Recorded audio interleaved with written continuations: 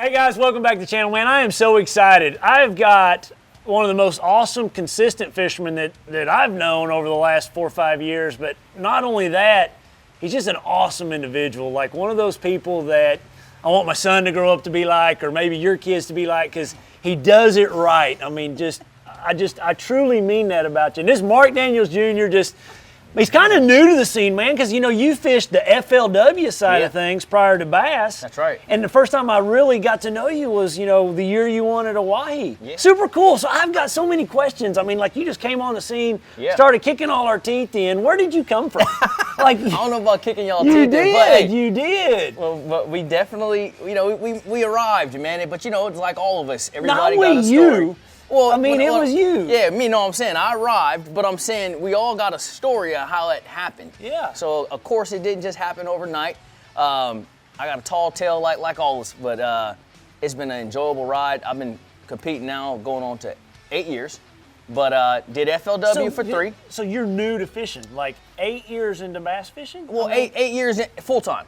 Okay. Full-time now, so 3 years over at FLW, 2 years at Bassmasters, then 2 years, and then into our 3rd year now here at BPT. Okay. So that's my career history as a whole, full time. But of course, I've been fishing my entire life, man. Ever since I was a little kid, my dad got me into it when I was young, man. And it's just progressively gotten better and better as the years went on, man. And here I am, dude, hanging out with E Squared, man. Something that I think super cool. I follow your social media, but I think you and I share a common interest. Like, it seems like all the time you're taking your kids stream fishing. Yeah, man. That's like my most favorite thing in the world to do. That is legit. That's probably one of the most underrated forms of fishing, and bass fishing, because there's so many different ways you can do it. But to get in the water, go wading, and be like right there, close contact with them, it's nothing like that. And then, you can see so many cool other things too, just being out in nature while you're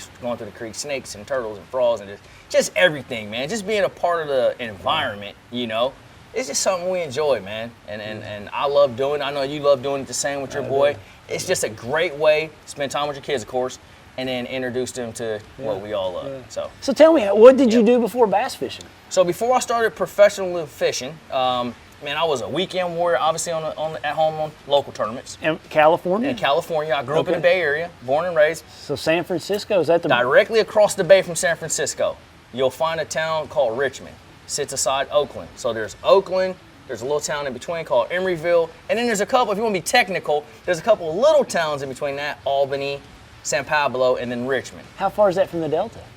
It's about a 40-minute drive to the Delta. Okay. Yep. So as I grew up in Richmond, we later moved, though. We later moved to a town called Fairfield, which is now even closer to the Delta and away from the bay. So I grew up fishing in the salt as a kid. Okay. That was my dad introduced me to the sport of fishing like that, fishing in the salt. But then when we moved closer to the Delta, that's when I got involved in the creeks and the ponds. And I realized through watching television, watching guys like yourself. Not me. Yeah, I'm not that old. I'm just saying, guys like this. As I grew up, I was definitely watching you, bro. I know I got gray hair. No, you ain't that old, Edwin. You ain't that old. I'm trying to beat you. but then, lo and behold, there's the California Delta, man. And so, got in the tournament scene there, joined the bass club when I was like 11, and there got the bug, man. And that's like we all have, man. And from there, it was just like, phew. I was eating up with it. So man. The Delta was your that's my home lake, home body of water, so to speak. It's the California Delta. Yep, that's where I cut my teeth, man. That's cool. Unique place. And I still say, people argue me down all the time, the best fishery in the nation. I'm sticking with that. I've always heard it's phenomenal. I've just never done that good on it. I mean, I've caught big fish like in practice, but I can never put 2 days together there, But it's a neat fishery. I've never been any place that I've seen sea lions, just swim up swimming around. It's just crazy. Yeah, those suckers, they'll eat all your bag up.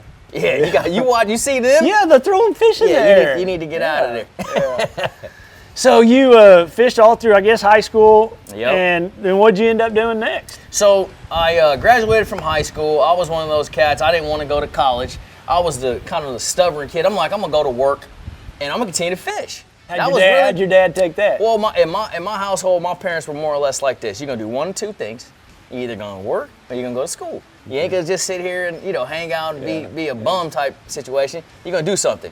And so I decided I'm gonna go to work. And so I went to work. Unbeknownst to me at the time, I didn't really understand what manual labor was, but I figured that out real quick, right? So I took a manual labor job, and it was just kicking my butt. Doing dude. what? I was working. Actually, my dad still works for the company to this day. It's called Worldpac. They're a humongous auto part distributor. And I was working in the warehouse, and my job was to replenish the shelves with all the parts that went sold. Yeah. So, I mean, it was a non-stop, 24/7, very physical, lifting brake pads and rotors and, axles. Yeah, man, and it was kicking my butt. I'm like 19. I'm like double thinking this. I'm like, dude, I might have should have went to school. So at 20 years old, I quit, and I went off to college. I did. I felt like there was no way that I'm gonna be able to do this the rest of my life. This is not the deal. So I'm like, let me try this school thing out. Did a little research, found a school that my sister had recommended to me, and they had the major that I was interested in, which was environmental science. And so I went off, I packed up everything I had, and moved to Alabama. Did fishing have a part of that environmental science? As far as that, yes. Fishing and just being an outdoorsman, I knew I did not want to work in an office. Right. That was my thing. Yeah. I would do anything as long as it was outside. That was my whole thing. So I went off to college, and I'm like, all right, looking through all these majors, trying to do my research. At one point, I wanted to be a marine biologist, and at another point, I wanted to be a fish and game warden. I'm like, I got to do something outside. Then I stumbled up on environmental science, and I was like, this is fitting because it doesn't pigeonhole me into one particular subject. I could kind of do a host of things, likely outdoors. So we went into that and moved everything I had. From California to Alabama to go to college. My older all sister, by yourself? My older sister, she's the one that talked me into all this. She's the one responsible for all this Them older in sisters, a positive way. I'll get you in trouble. Oh, I got every one time. too. Yeah. I got 3 of them, and I'm the youngest, so you can relate to this. They were watching out for you, weren't they? Oh, she was looking out, and she's like, look, you need to apply. She just talked me through the whole thing. Long story short, she's at Tuskegee University here in Alabama, and she talked me into applying. They accepted in X, Y, Z, and a third, and in no time, I'm packing up my stuff, and I moved to Alabama. Just like that. Just like that. I said, screw it. I'm gonna do it. And I did have support from my sister there. My parents were very supportive and encouraging me making this move, and that's what I did. And honestly, probably the best move I ever made. Did bass fishing have something to do with that? Bass fishing Alabama had nothing to do. You know what's crazy? Think about how great. So you're watching fishing all these years on TV, right? And I'm seeing the Bassmasters and all the other TV shows, Hank Park, and they go in all these lakes. A lot of them in Alabama, but I don't really know where they are, right? Yeah. And so now here I'm in Tuskegee, and I'm like an hour from Lake Eufaula, historic Lake Eufaula, right? I got 30 minutes to the north of me is Lake Martin. I got 30 minutes to the west of me, the Alabama River, which you know very well, right? It was like I had blinders on when I was in school. I didn't think about it. I didn't fish. So you were focused. Nothing. I was just, I didn't really know it was there, to be honest. Right. For one, and then for two, I was really trying to get this knocked out because school wasn't the easiest, of course. Mm-hmm. It was a job, and so I was just trying to get it done. You know. Cool. Yeah, man. And so, of course, I met my wife in college, so that was cool. That's bringing everything full circle. So you graduated, then what'd you do? Graduated in 2006. I guess I'm asking all this, so let me just rephrase, because so many of the kids that we meet, they all want to know, how did we get to this point? Yes, how did they get to be a Mark Daniels? And so that's kind of, we're just giving the backstory of really how you got to where you're at and the sacrifices you make and the things you do, the decisions you make. So you got married in college. Yep. Well, no, I met my wife in college. We didn't get married till later. Then we moved back to California, right? Oh, really? Yeah, I moved back to California like immediately after graduating. Took a job at Frito-Lay. There's a big difference in Alabama and California. Oh, night and day. A big difference. Night and day. A big difference. Huge cultural difference. But what was cool is I had the opportunity to, I guess, learn and understand the culture when I was in college. Because I came and I was there for 5 years in college. So then after graduating, moved back to California. Took my first job at Frito-Lay, which is, it's so funny. I was packing, here I am with an environmental science degree, and I'm loading chip trucks with chips and grandmother's cookies and Old Berto beef jerky and all this. because you come out of college and you feel like, oh, I'm like this hot shot. I'm gonna get like, everybody's gonna want to hire me. I'm gonna get the best job there is, right? And reality set in quick, that's not the case. So I had to humble myself and take this job, and I did. And then, it allowed me to continue, obviously take care of my family, keep the lights on, and fish on weekends. Right. So it's all good. I ain't complaining. And and then of course, all the while though, I'm fishing tournaments that I can afford. Things like back home, we had a team circuit called One Bass and Angler's Choice. You may be familiar with some of these. Oh yeah. And then the TBF, that was my favorite because it was the most affordable, and it had more of a family feel to it because you would see the same group of guys all the time, and so I fished a lot of TBF, man, and that is how I literally got my start to becoming a professional angler and to get me to where I am today. It was all through the channels of TBF, which is, as you know, I mean, that's literally the beginning when it comes to becoming a professional angler. Yeah. So that's more or less, not the whole story, but that was the foundation of it. So I'm guessing you're 26, 25, 26? When I graduated college, I was 25. So you're back in California? Back in California. And then you fished how many years that TBF? I mean, when did you, a long time with just as we call it, grinding. Just grinding and grinding. And I would have some great finishes, and I would win some regional and some qualifying events, but I would always make it up to the point what we call the Western Divisional, and that's where you are on a state team and you fish against the other states. Well, one guy from each state from that point goes on the nationals, and I could never make it to nationals. I've been on the state team, I think 3 or 4 times, never made it to nationals, but I never gave up though, because I just felt so strongly about it, Kept trying. Well, fast forward 7 more years. So we're 32? I'm 32. Okay. Yeah. Fast forward 7 more years, I'm 32. I finally make the nationals. I'm stoked. I'm like, yes. Where's it at? It's at Grand Lake of the Cherokees. Really? Yeah. Really? In Oklahoma. I'm like, where's Oklahoma at? You know what I mean? I don't even God's know. country for you people that don't know. It's right in the center of it. I'm all in. This is so perfect for me to do this with Edwin because I had no idea. I'm all in your backyard, bro. I didn't know that. So the schedule comes out and going to Grand Lake of the Cherokees, and I'm so intimidated, man, because I'm from California. It's so far away. I don't have a clue about anything. I'm trying to do as much research as I can on the fishery and just all this stuff. Anyways, I pack up my stuff, drag my boat out to Grand Lake of the Cherokees. I practice for 3 days. Me and a good buddy of mine, Tom Shimabukuro, who's also from Oakland, and man, we practiced for 3 days. Had a great practice. And then boom, it's the TBF National Championship. And I had a solid game plan, and without giving y'all too many of the details, we'll be here all day, but I ended up winning that tournament, man. Really? And that is literally what gave me the opportunity. That was the turning day. That was the day that Mark quit packaging Frito-Lays in the back of trucks? Well, I did the Frito-Lay thing for 2 years, and then I actually took a job with the county of Solano, and I worked in agriculture. I was an inspector for 6 years. Oh, wow. So I left that little piece out too. Okay. So, but then I had to make a decision. What are you gonna do? So you got a really good job at this point. I did. And you're probably married by this point. I'm not married. Okay. But me and Tanisha are still together. I got 2 kids. I mean, I got responsibilities. Yeah. Big time, right? Life's real. Life's real. And so I'm like, dude, what are you gonna do? What a decision, because you got people that you need to put food on the table for. It was a big time That's the decision. hardest thing that people don't see. Yeah, like man. when you take that step off that cliff, yeah, man. you're going to go do what? You're going to try to catch bass to pay our bills. And that's and here's the thing, man. So many people, I feel like, don't get the opportunity to fulfill their dream because they get in a situation like I'm in and they don't have a support system. So it would be easy for my wife to go, what are you thinking? You're crazy, right? But she didn't say that. She was supportive, like, I think you should go do it. I think you should chase your career, follow your dream. And that is what helped me jump off that cliff. Of course, I had my parents in the background too, saying the same thing. Mark, you've been wanting to do this your whole life. Like, what are you gonna, cool. I had to go, and I knew it in my heart too. I'm like, this is something I have to do. And without that kind of support, it makes it very difficult.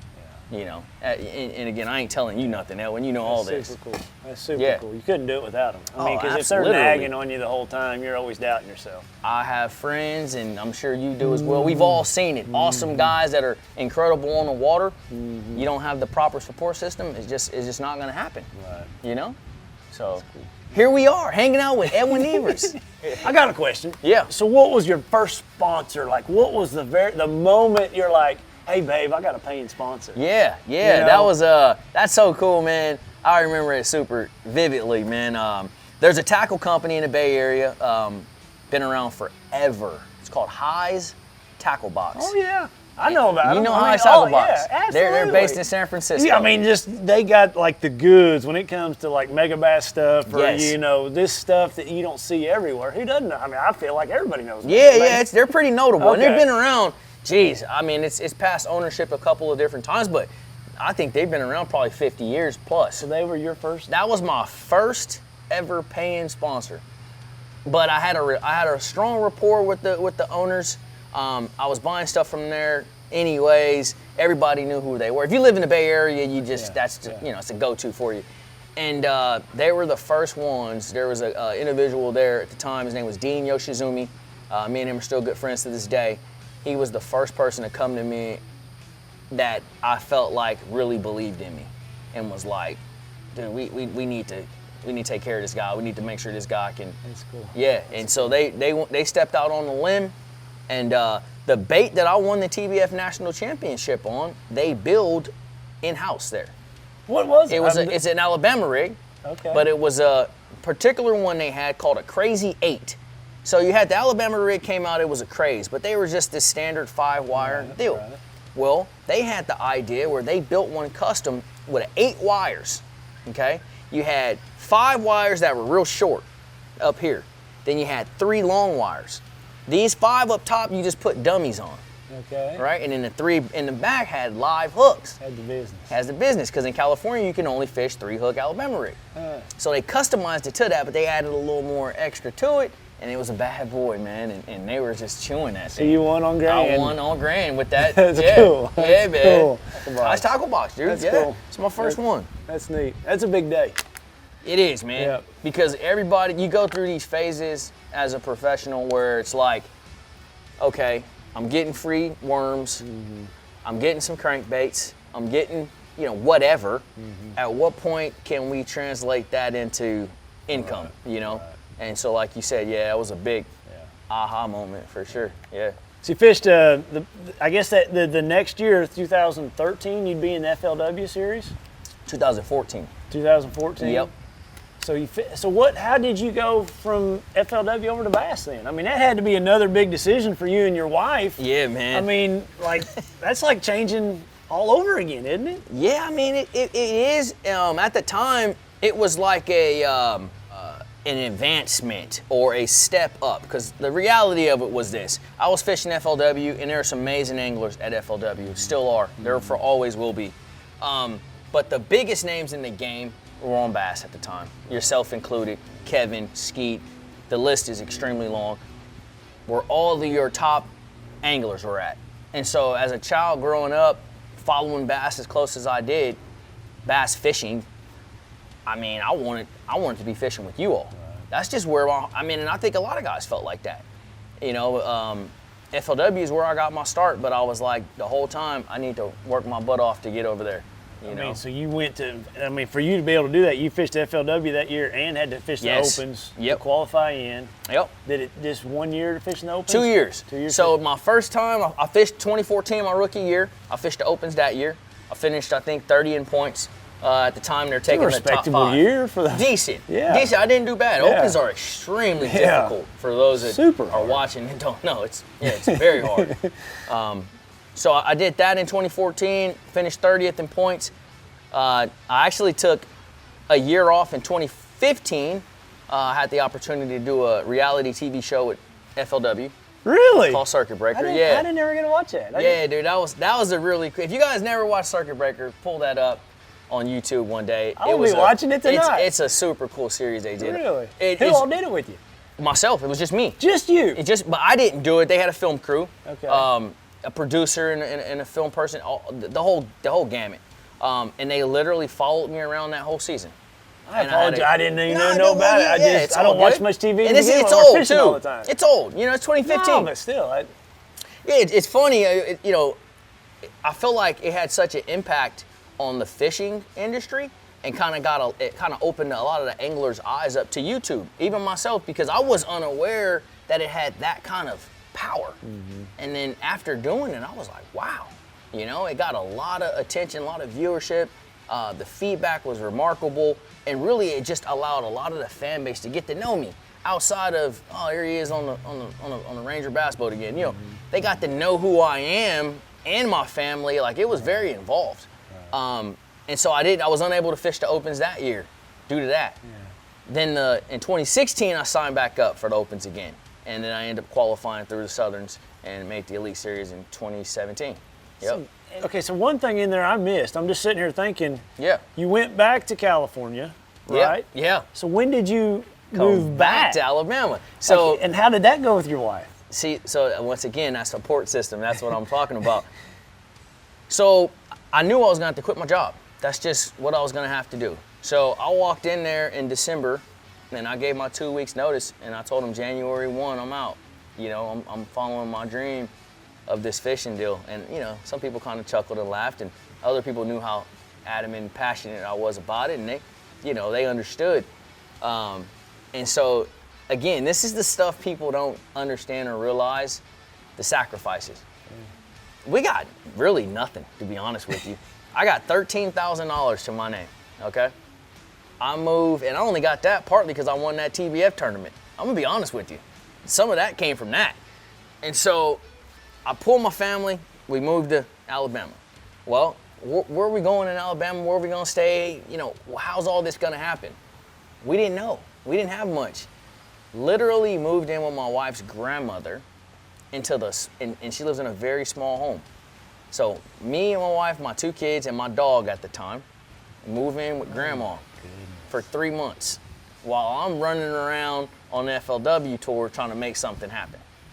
This is reality. That gives me goosebumps. I don't know about y'all. This is reality, dude. Yeah, man, that was the start. And then we saved up a little bit of money, and we were able to rent a place of our own, and then got the ball rolling.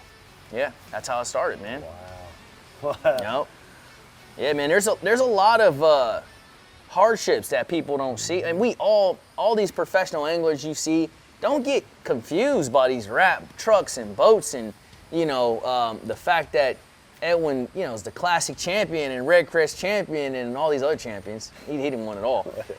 Don't get confused by that. There was a lot of struggle, and I don't even know your story, Edwin, but I guarantee there was a ton of struggle leading up to that point. How many times traveling do you hear on social media, man, if I had all that money, them trucks and that boats, I could catch bass too? Every day. I mean, every day. You didn't have that when you went and jumped off that cliff and told your wife, let's go back to Alabama and live with your grandma. Right. I'm going to make a go at this fishing. Right. That might not work. That might not work. Yeah, people don't get that, man. Wow. Yeah, wow. That's the other side of the coin. And what amazes me about it is you did it, like, in my situation, I did it without a family. I was the only person I had to feed. Sure. You did it having to feed 3 other people and a dog. And a dog, yeah. I mean, that's just the added pressure of that. Yeah. You know, it's pressure to go out here and try to catch a bass and catch one next week, but also, if you don't catch a bass, you got 3 other people. I mean, it's okay if you starve. Don't take me That's that right. wrong. No, I get it. You have a wife and 2 kids. Yeah, you cannot mess that up. Yeah. So, but you know the attitude I went into it with, though, Edwin, honestly? This is what I thought about.